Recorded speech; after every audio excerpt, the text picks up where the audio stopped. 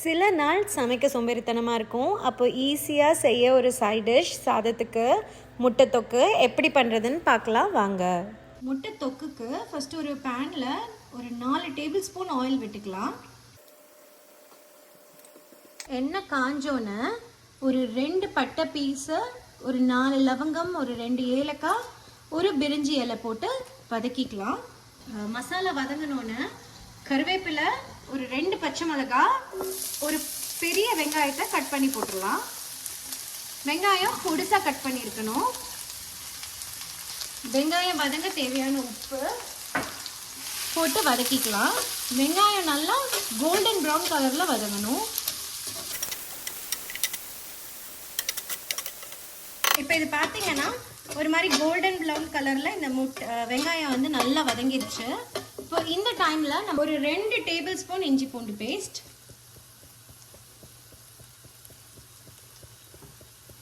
இதை நல்லா வதக்கி விட்டுடலாம். இப்போ இது நல்லா வதங்கிடுச்சு. இப்போ வந்து 1 டீஸ்பூன் மிளகாத்தூள், 1 டீஸ்பூன் மஞ்சத்தூள், இதை வந்து நல்லா மிக்ஸ் பண்ணி விட்டுக்கலாம். இப்போ இதில் ஒரு அரை தக்காளி ஆட் பண்ணிக்கலாம். லைட்டாக தண்ணி விட்டு வதக்கி விட்டுக்கலாம்.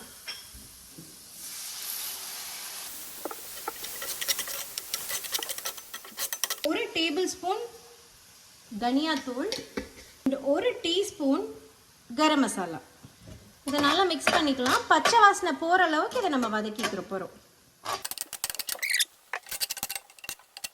இப்போ பார்த்தீங்கன்னா இந்த மசாலா நல்லா தொக்கா வதங்கிடுச்சு, பச்சை வாசனை எல்லாமே போயிடுச்சு. இந்த டைமில் நான் வேக வச்ச முட்டை, நல்லா ஹார்ட் பாயில்ட் எக்ஸை வேக வச்சு இந்த மாதிரி பாதி பாதியாக கட் பண்ணி எடுத்துக்கிட்டேன். அதை வந்து இதில் போட்டுடலாம்.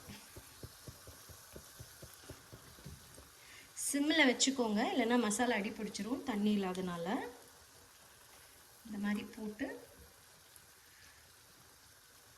பரட்டி எடுத்துக்கலாம்.